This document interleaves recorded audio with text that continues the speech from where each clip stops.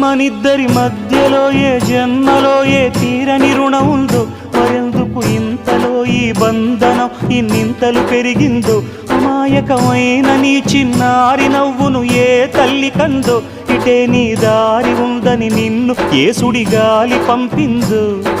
పాపం పుణ్యం దేవుడికెరుక, పేదకు దొరికిన బంగారు కణిక, పాలు వెన్నా లేవని అనక ప్రేమను తాగి తెరగవె చిలక. వలేసే పాడు లోకం కంటపడక ఉండు నాయనక, ఇలా నా గుండెలోనే గువ్వల కొలు ఉండిపోయింక. ఇటే పోస్తే ఎమున్నైనా నిలేస్తానే, మరింక ఏ కీడు నీ వంక రాలే.